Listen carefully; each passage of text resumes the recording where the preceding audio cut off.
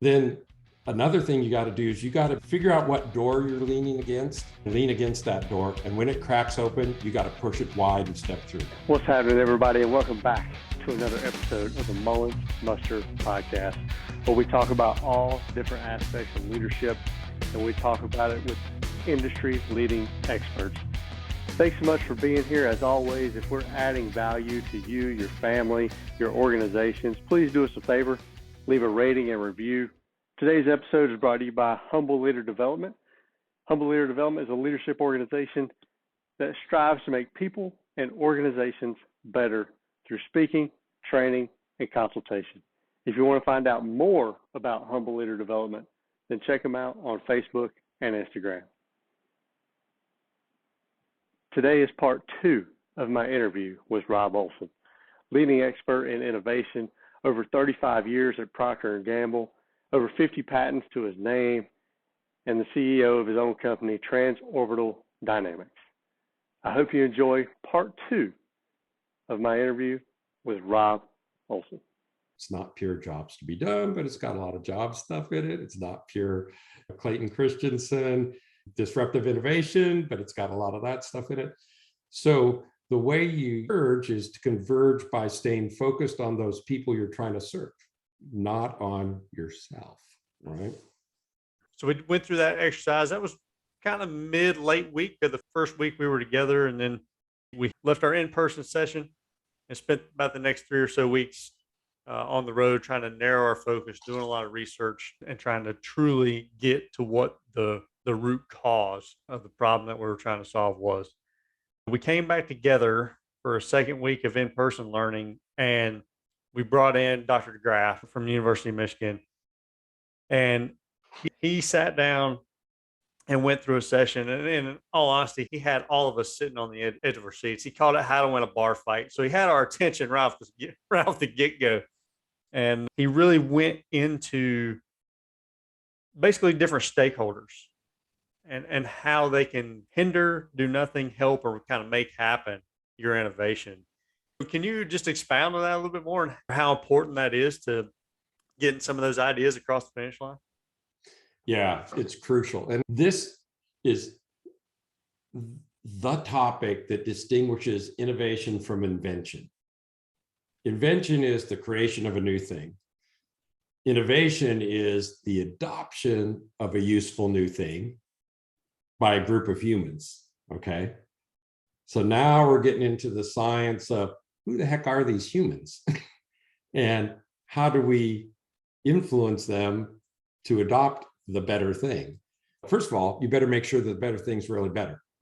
That's step one. But having reasonable evidence that your thing is actually better, who are all these stakeholders? And so they're the model of sponsors, the people who literally can give you money, time, resources, people, advocacy that you need to take the next step. I need to build a pilot line and produce widget X. I need to get this block of the company to adopt this new process. Again, innovation isn't limited to widgets. It could be process, it could be community, any of those things. Okay, so the sponsors are the people who can say yes. Then there's the advocates. Those are people that might be high up also, like your sponsor would have some authority, your advocates. They'll go, it's actually that's not my part of the Air Force. That's not my part of the company. But boy, I'd love it if that happened. So I'm on your side. How can I help you? Except I can't give you the time, money, people. I can't say yes to your thing. But I can talk to people. I can influence them. Okay, so you definitely want advocates. Okay. Then there's the agents. Well, we're the agents of change, but there are other agents of change. So you want to make sure your thing isn't conflicting with some other agents of change, right? So that's another person you got to go understand. And then there are the little lower left-hand block on that model, if you remember right, is the associates, right? If we make this change, these people have to do something different than they do today. For me at P&G, one of my crucial associates was when I introduced a new product design, a whole bunch of people on a whole bunch of production lines all around the globe suddenly have to do something different. So I had to go to those plants. I had to understand what those different things were. And I had to make sure that my change was not only good for the end user, the consumer, but it could be produced with quality in the plant. And so all of those are really important. So those are some of the blocks of people you're serving. And again, if in a pure design thinking model, for example, you might just spend time with the end user, right? But if it's not a win for these other people, guess what? It ain't happening. Okay. So that's that. Now, when you go down and list those stakeholders by name, that's where, let's go ahead and pop that chart up here. So now all of a sudden we're talking about the key stakeholders by name, person X, person Y, person Z. Where are they on this? Oh, I'm opposed to it. I may not even know about it, but if I did know about it, oh, that sucks. At P&G, a lot of times, if I didn't work this in advance, the senior product supply leaders would be against me. Why? Because any change is a risk to their plant running efficiently, because their plant is 100% designed to produce today's product 100% of the time. They'll tell you, we don't just produce it 100%, we produce it 110%. No, they would probably never say that. But the point being, any change. So if it's somebody who's operational, they're probably going to be hindered. Then there's, let's keep going with my P&G example. There's the head of the company, was David Taylor at the end of my time. He doesn't know anything about it. He's probably in the do nothing camp. Then there's my boss. Well, if I'm doing my job right, they'll help make it happen. But what if it doesn't make them look like the next person to be promoted? They could be back over here. So this is a very real world behavioral psychology, applied behavioral psychology kind of chart. And it pays to understand this and fill this out for every single innovation that's out there, to go down and literally name names. If you don't know names, say the person in this office is probably most likely. And then you figure out, all right, so once you find out where everybody stands, the next step of analysis is to say, who, let's say my boss is here, right? Well, I got to move her to at least here and preferably here. And then lots of times my boss couldn't say yes. I was working with people 2, 3, 4 levels up, or C-suite people. When we were changing our whole research paradigm from market research to behavioral research, which is something I led for P&G, my sponsor was the head of R&D. And so I needed her to be in this camp. And I worked that really hard. Oh, what about all the people in between her and me that don't know anything about it? It's not their thing. It doesn't make them look good. One, I try to involve them if possible. Two, I would surround them with people who had already said yes. Three, I would get Kathy to come back and say, this is a good idea. And then all of a sudden, all those naysayers would go, oh my gosh, this is a great idea. So it gets to that really bottom line thinking. And I doubt I'm doing it justice like the graph does it justice. That's why everybody's on the edge of their seat. But it's so critically important. If you don't go tackle this, your innovation doesn't get done. This is a big topic of conversation for the students. We talked about it several times and how we wish that conversation just could have went on for hours, because it's so important that you can apply that to every aspect of life and every aspect of leadership and everything else that you're involved in. It's not just an innovation process. And what really got our attention is that the vast majority of people are going to be in the hinder or do nothing category, primarily because of the 80-20 rule you spoke about earlier. So the vast majority of folks are going to hinder or do nothing when you really stop and think about it and break it down. And so getting them to move from a hinder or do nothing stage to a help or a make happen stage is a feat that's going to take some time. Yep. And you're going to have to be patient. Patient and explicit.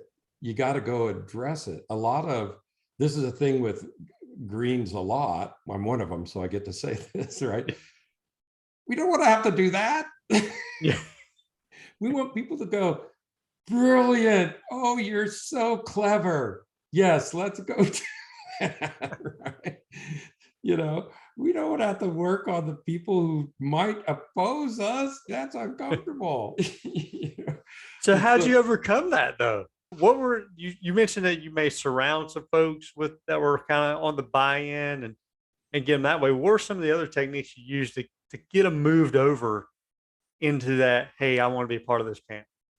So I'll just stick with that behavioral science thing that I championed at P&G. And by the time I left, I was successful. It's one of my proudest things that I got P&G to change from focus groups and surveys to, ooh, let's present our innovation as a stimulus and see how people respond. We run tens of thousands of studies a year. Think about it, tens of thousands of studies a year. In academia, it's a big deal when you run a study this year and you write your paper. Tens of thousands, right? We were doing all those studies through focus groups and surveys. And so one is I had to create a better way. So there was lots of science out there, behavioral science. And so I got a little group of people together who were like-minded. So that's one of the steps. I'm answering to answer your question. One of the steps was to find other like-minded individuals who go, you know what people say they do and what they do, that's not that, those aren't the same. And it's like, right. So if all we do is ask them what they do, then we're getting misled a lot. Well, maybe we should do something different. Another thing was then to reach out to that most senior leader and say, I remember chatting this with her. I go, Kathy, we're doing this, this, and this in behavioral science. And she goes, oh, sounds good. Then another thing you got to do is you got to figure out what door you're leaning against, and lean against that door. And when it cracks open, you got to push it wide and step through. So here's what happened. Another one of Kathy's peers, so she's up there, she reports to the CEO. So another one of Kathy's peers goes, we're going to do behavioral science. And Kathy goes, oh, I have somebody who's doing that. And of course, because those people are all sharks looking who they can eat, and we'll do it for the whole company, which means not you. I think this happens to the Air Force a lot too. We're doing it, which means you're not. Get the hell out of here. All right. So she goes, hey, Rob, quick, I need a write-up on what you're already doing in behavioral science so that they know that we are also playing. So that was that door. So I was leaned up against that door. So I wrote the little paper for her. And she goes, see? And then all of a sudden, she goes, what else do you need to do now to make this all real? And I'm like, this, and this. She goes, great. She goes, Rob, what you have to do is you have to convince the people who report to me that it was their idea. Not yours and not mine. So that they bring it to me. Okay. I was getting some coaching on that from her. Now, I've already been at the company 20 some years by this point, and I'm still learning like mad what that all takes. And like I say, I wish I was learning the framework without being able to call it this framework. I was learning how to win a bar fight without calling it that. So anyway, those are some of the practical things. And so I was talking about surrounding. Once enough people who reported to the head of R&D, who were the next layer down, said it was a good idea, that frozen middle, the frozen middle is like a magnet, and they're aligned to whatever leadership says is important. They're all aligned with that. Leadership says it's that. Yep, it's that. Okay. So as soon as those people who reported to Kathy Fish, said, wow, this is great stuff. Rob, come talk to our group or bring your whole team. There was a whole team of us. There's 4 or 5 people who I will treasure forever for joining together to make this happen. As soon as that did, then the frozen middle goes, this is a great idea. Where before they were like, I don't know what the hell you're talking about. Plus, we don't do it that way. Plus, forget about it. So I'm not saying that's the only way to go, but I say there's some principles embedded in that example. Like 1, really be better. Don't try to sell ice to Eskimos. Be better for real and do the research it takes to make sure your thing is really better. And then we codified it. We made it a process to do behavioral research. We gave it a cool name. It was called the NICE process.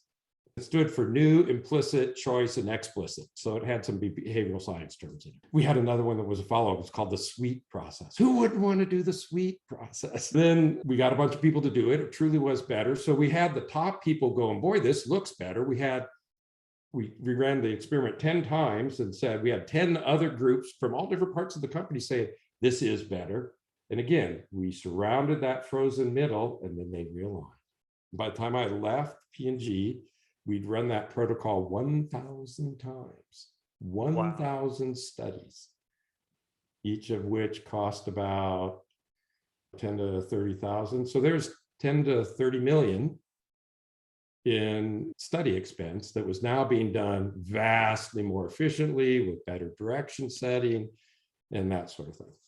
The key is through that process, or when they're making that shift, it now becomes their idea.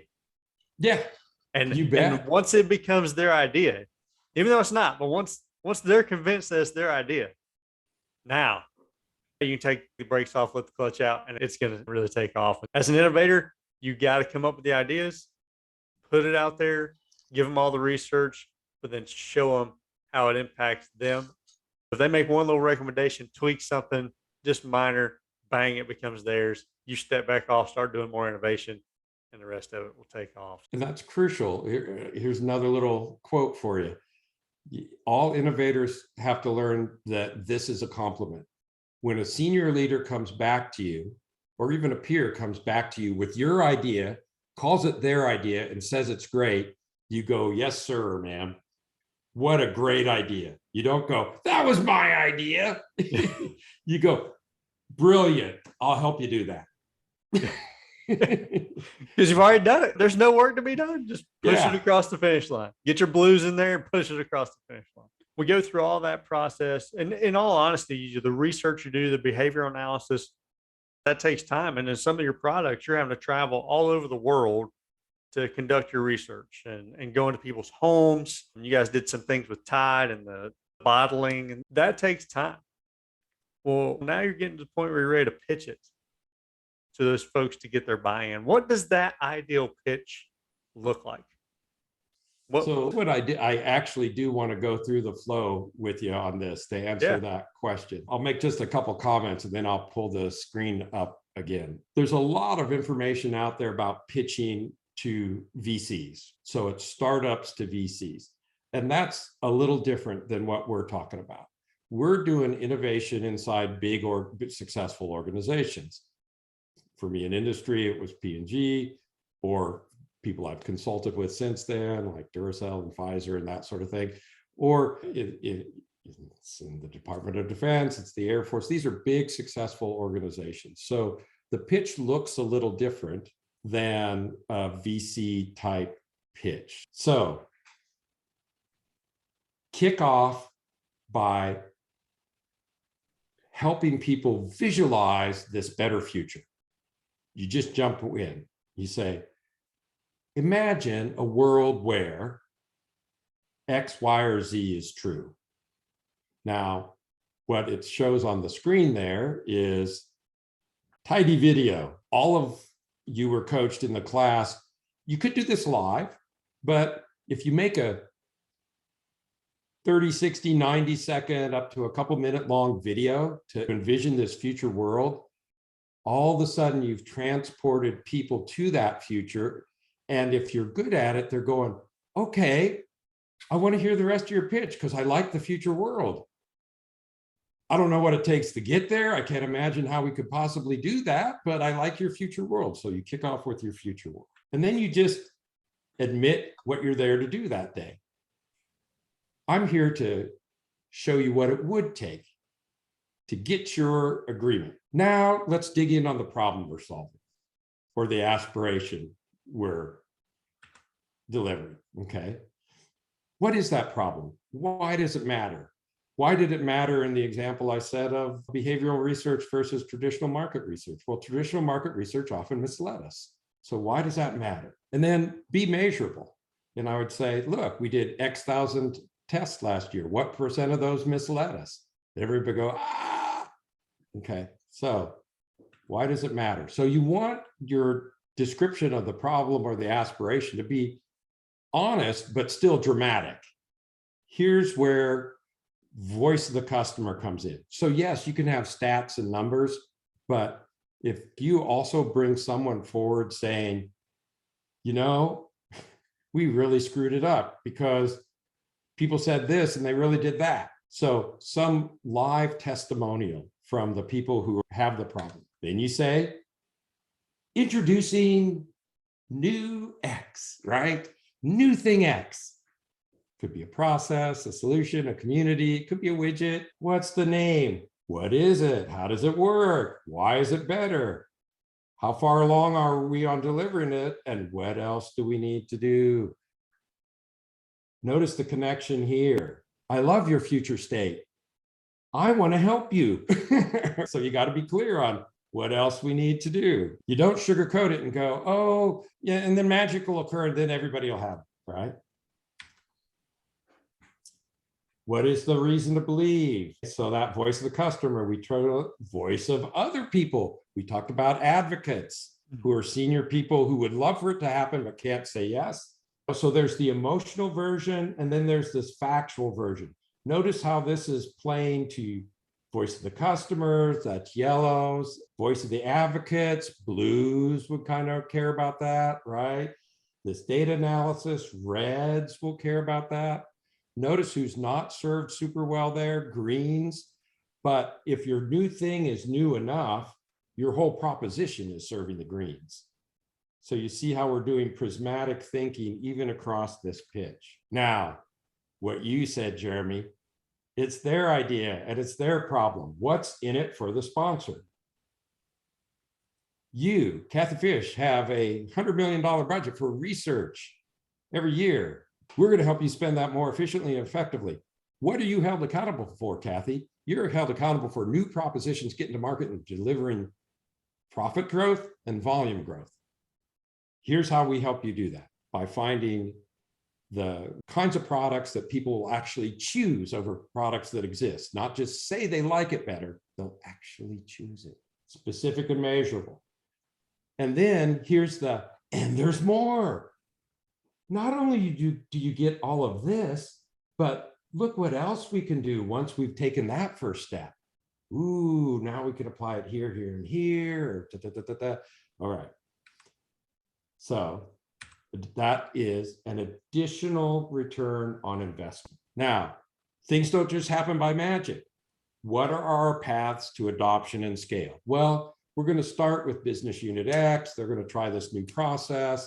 They'll do that for a year. We'll report back on that, and then we'll roll it out more broadly. So how do you chunk the adoption problem down into bite-sized chunks that people are willing to take on, that are meaningful, but where you don't try to boil the ocean or swallow the whole elephant at once? And I call that kind of stuff, how do you get customer 1? How do you get customers 2 through X? And then what does full scale look like? And there may be more or less steps to it depending on the nature and complexity of the innovation involved, but it's almost always a mistake to say, and then everybody just gets it. And then, of course, you have your ask for that sponsor who's at that pitch. People, time, money, or advocacy. Those are the things sponsors can give you. If they can't give you those, they're not a sponsor. They're just a nice person. So that's the flow, this ideal pitch flow. It works. Jeremy, did it work for you? It really did. And this looks big and complex, but you can come up with a good pitch that covers all of these areas. I believe there's like about 9 of them there at a glance. Yep. So you can come up with a pitch to cover all that in 10 to 15 minutes. Really get a good buy-in just off that quick 10 to 15 minute pitch. What you just said there is really two really crucial points that I'll highlight in what you just said. One is you can cover that whole space in 10 to 15 minutes. Okay, you really can. Done it over and over again. Your cohort did it. My Northwestern students did it. My Penn State students did it. My Duke students are about to do it. The people I coach in industry do it. When we did it at P&G, we did it in that short time. It really is done. But the second point is, how do you get it down to 10 to 15 minutes? Well, you cobble it together and then you try it. And then you get a bunch of feedback from people you trust. And they say, whoa, you lost me there. And da, da, da. So you got to have thick skin, and you go, okay. And then you revise it. And you guys went through a minimum of 3, I think, practice pitches to people who mattered, but who were friendly before you got it honed down. And I think everybody's pitch changed a lot from day one to actual pitch day. No, it absolutely did. But it's important for people to keep it within 10 to 15 minutes, because you're briefing people, you're giving this pitch to people who don't have a lot of time to begin with. And so you have to be respectful of their time, but you have to be impactful while you're doing it.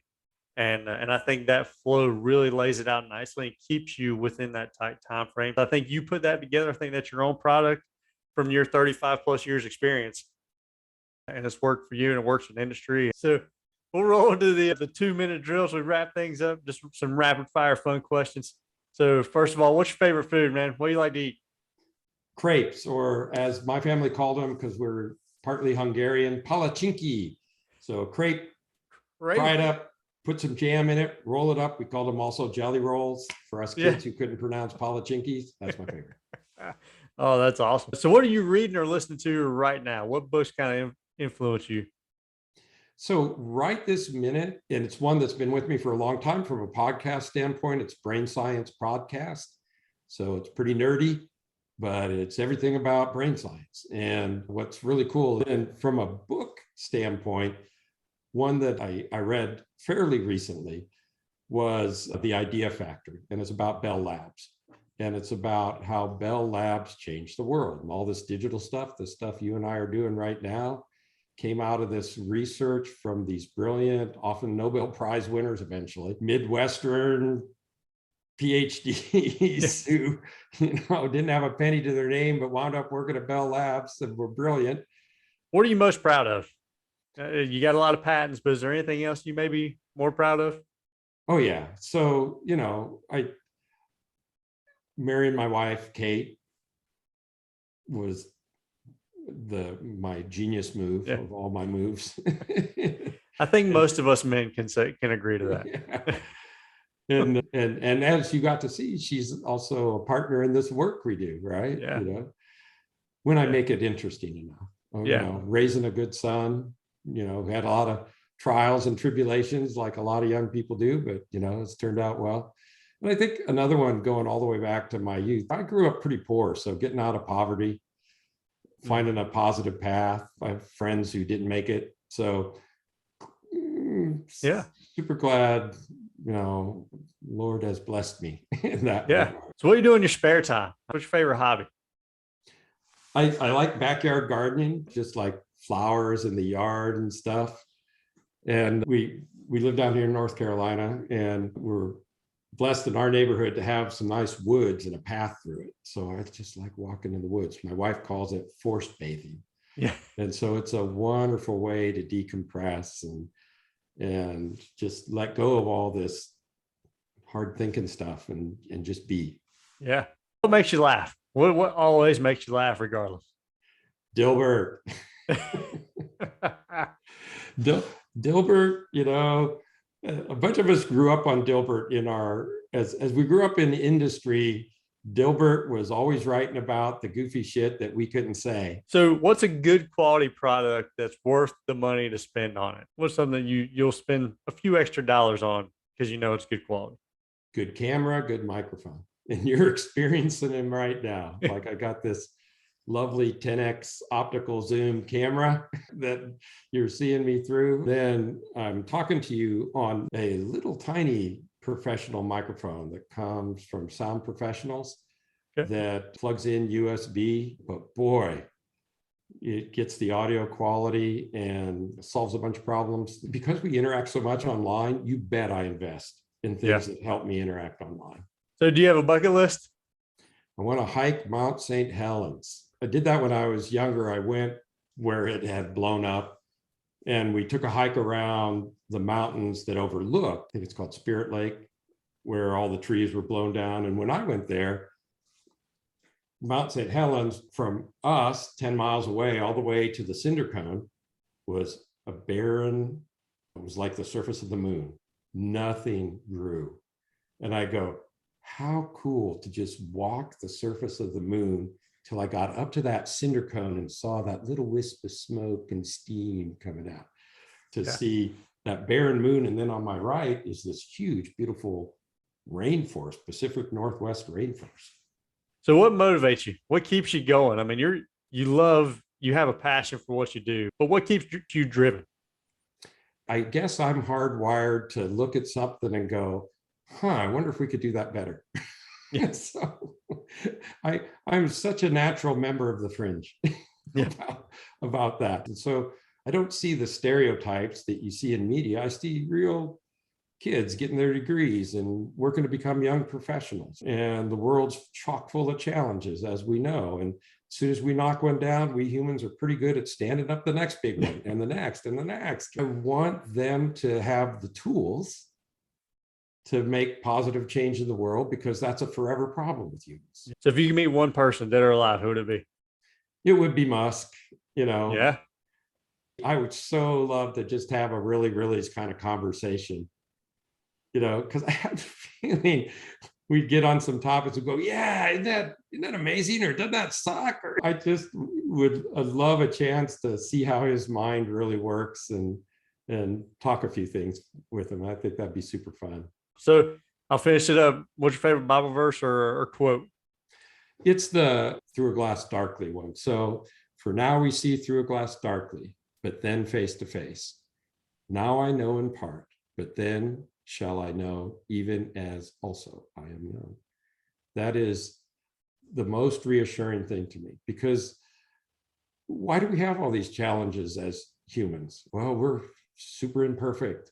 As hard as I work at solving some of these things, sometimes they're great, big, giant challenges, right? There's never a perfect solution. There's only a way to make progress. And I'm glad for that. But I'm also glad for the promise that I see through a glass darkly, but then face to face. Now I know in part, but then she'll know even as also I am known. I'm super thankful for that promise. Well, Rob, I can't thank you enough for being on here today. It was just full of goodness. And I hope everybody takes a little something out of it. We added some value to some of the leaders and stuff out there. Because at the end of the day, this whole innovation framework, it is a leadership type thing. We talked about all the buy-in from people and all the different levels. From the innovation realm, you got to lead up as well as lead down. And I thought it was absolutely fantastic. So I just want to thank you for your time. I really appreciate it. Jeremy, thanks for having me. Yeah. You're a great student, a great partner. You have a great podcast. And so I really appreciate a chance to be on it. Thank you. Well, thanks. I hope you enjoyed my interview with Robb Olsen. So much wisdom, so much fun. And as you can see, if you've listened to the last 2 months of the podcast, there are so many things in the innovation world that translates into what we do as leaders. So I ask that you take some of it, apply some of it to your life. Let us know how it's affecting you in a positive manner. Today's Bible verse comes from 2 Timothy 3:16, and it says, all scripture is breathed out by God and profitable for teaching, for reproof, for correction, and for training in righteousness. We can all be trained. We can all be better. Let's do what we can to make sure that we're leading properly. We'll see you next month on our podcast.